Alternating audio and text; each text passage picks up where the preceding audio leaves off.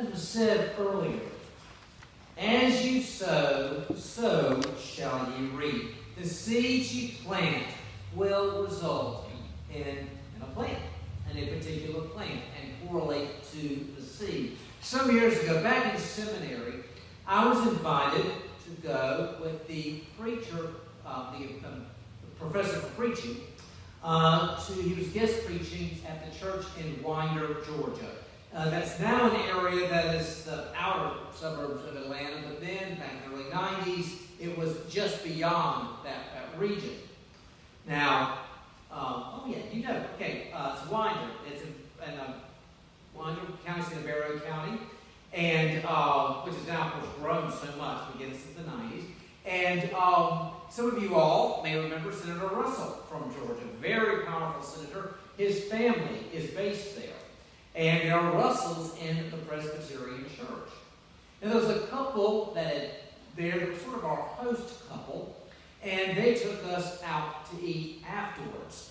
And it is, I'm blanking on the name of the vineyard place that's outside on 85 going north. Yeah, Chateau Elan, thank you. Took us to Chateau Elan to eat. Now, this couple had moved there sometime back from New York. But they had been welcomed into the church, and a member of the Russell family had in particular taken that couple under her wing. And at one point, she had given them some seeds and said, okay, I want you to plant these seeds, and this is how you take care of it. And just give it time.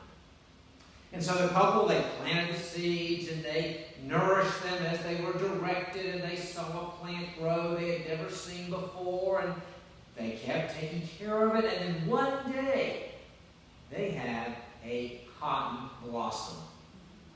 They were so excited. We have grown cotton in Georgia. And they said, now you'll be a Southerner. I mean, they were so excited, they took pictures. Now, they had to use a camera, okay? So young folks, cameras, okay? They had to take the camera, okay, to get their picture. And so excited, of course, you have to take it to get developed.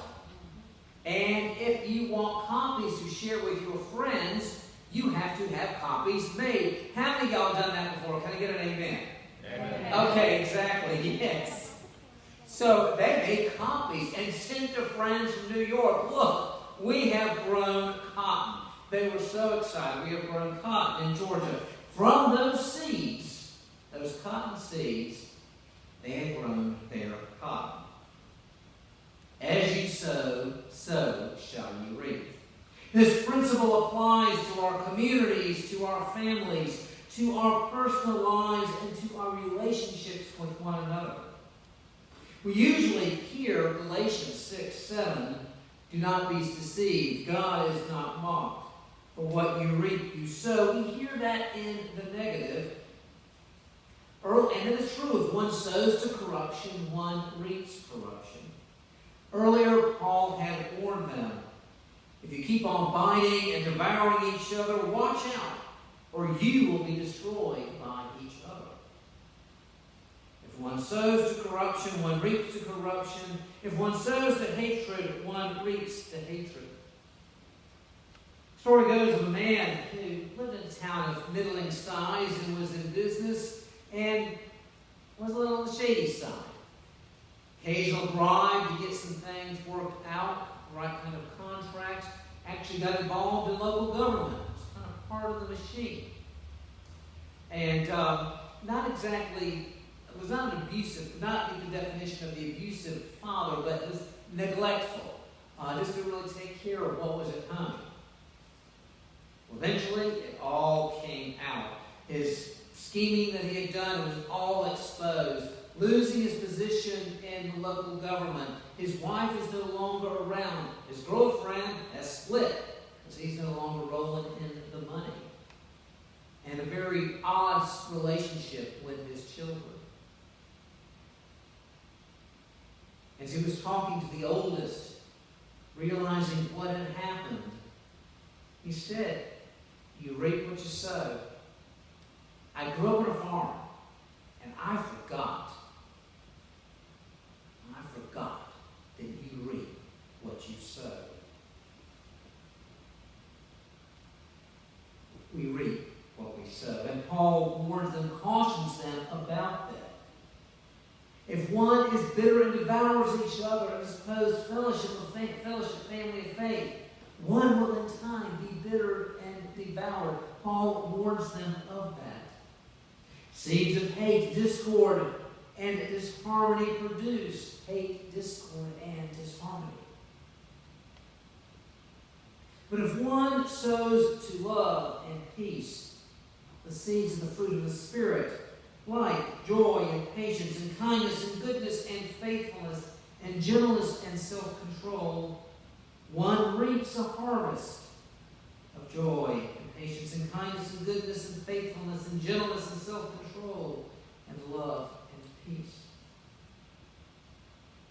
If we sow those seeds in our relationships among others and with others, then in time the harvest will come.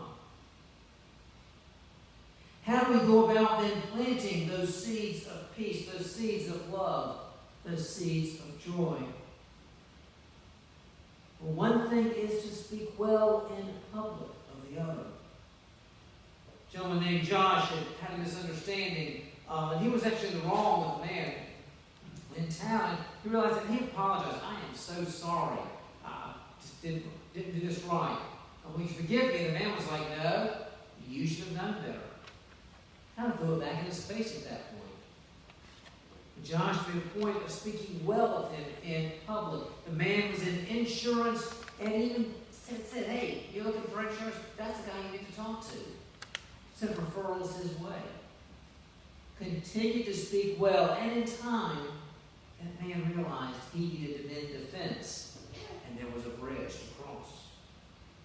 I've shared before a woman, Diane, who worked with a parachurch ministry and had a co-worker. Their job basically was sharing a very large job, and so they split between them and thought, we're working together. It was easy if we just shared an apartment together, and so they did. Now, they were gifted, they were walking with the Lord, they were mature in their faith, and they were as different as night and day. One very social and outgoing, one very reserved. And just their approaches were very different. And it got, particularly in the early years, it was pretty stressful. But they were committed to working through their differences. The approach was one brick at a time. When a brick came up, let's deal with it. Because if you deal with it one brick at a time, you're okay. If you don't, eventually you build a wall. And it comes tumbling down and everyone gets hurt.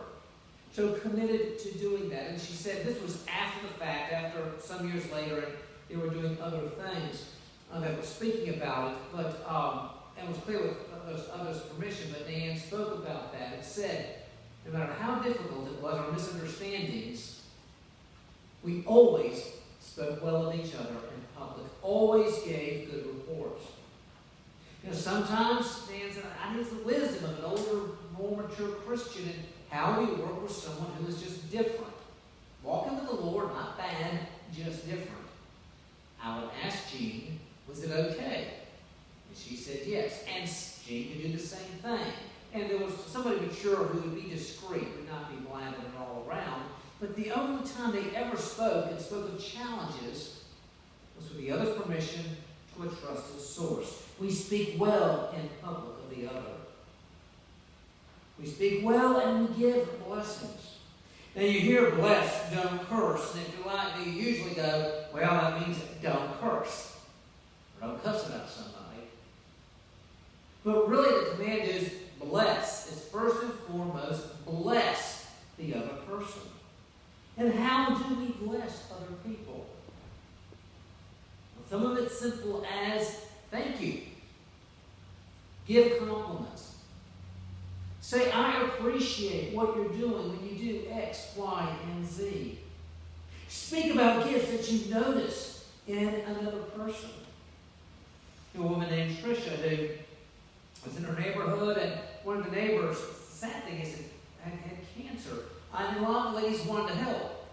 And everybody's kind of saying, I can do this, I can do that. And Tricia's like, we got to get organized. So it's like, okay, you got Monday.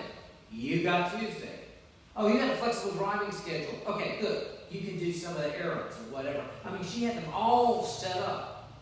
And to her, she said this kind of came natural. But someone said, you did that so well, a caring nature. That led to a lay ministry in her church of caregiving, and eventually, some years down the road, actually led her to seminary and serving as the pastor of pastoral care in a large church. But it all began with people noticing this gift in her. People seeing a gift, tell them. That is a blessing when you note that for them. We sow seeds of peace and love and hope and joy by speaking well of others, by giving a blessing and not cursing, and by praying for them. Now, we all know there are people, it's easy to pray for them. Have their names down on our prayer list, or we hear about a situation, and it's very easy to say, oh Lord, whatever, this happened, that someone's neighbor had this problem. You just pause and pray. It's easy. But it also means praying for people for whom your feelings are not the warmest or the kindest, or for whom it's a challenge. We've heard stories before about Corrie ten Boom's family hid Jews in their home in the Netherlands during the Second World War. One of the stories that she shares in the hiding place comes from the invasion. They knew trouble was coming, and then just one night could hear a blast, and the sky was filled with light. And she knew it had begun. And so she met with her sister Betsy, and they began to pray. They prayed for their country. They prayed for their troops. They prayed for their queen. They prayed for the prime minister. They prayed for people they knew in harm's way. And then Betsy began to pray, and Lord, protect me. She was praying for those guys in the planes, and she realized it's not the Dutch Air Force she's talking about. Betsy was praying for the Germans. She prayed because they're caught up in this evil, and they don't even see. Lord, protect them. Guide them. Corey's basically going, I cannot believe this. They're bombing the country, and she's praying for them. So at that point, all I could do was, Lord, listen to Betsy. I can pray for that. I can't pray for those people, but she can, so Lord, please listen to her. Because I'm not doing it. That's about the best that she could do. And maybe you've been there. And maybe that's a place, at least to say, at least I can pray for the person who's praying for the people that I can't pray for right now. But that is the way that we return blessing. Later, before we can get to a point of praying for others. But Betsy can do it right from the get-go. We pray for those we love and even those who are challenging. And finally, we sow those seeds when we take care of the weeds. And if you all had a garden or farm or something, the weeds, they just come up. In fact, I wish roses grew as easily as weeds. Just one of those facts of life. And if you just regularly go in and pull the weeds, no matter how not fun it is, you take care of it. But you neglect that garden, you let the weeds go, the next thing you know, that's what you got in your garden, nothing but weeds. Take care of it a weed at a time. Dealing with the situation when it comes up. Going back to that illustration of dealing with things one brick at a time. If you do, you handle it. If not, you build a wall. Later in Ephesians, Paul speaks a very simple principle to speak the truth in love. A good way to deal with the weed. 3 simple steps. First, speak to the person. Not your 50 closest friends, but to the person. And speak the truth. The goal is to get to the truth. And it may be, if this is the way I felt, or the way I perceive the situation, so that's true. But the goal is to get to the truth. Oh, you didn't see it that way, or that's something you didn't pick up, or you didn't realize what was going on.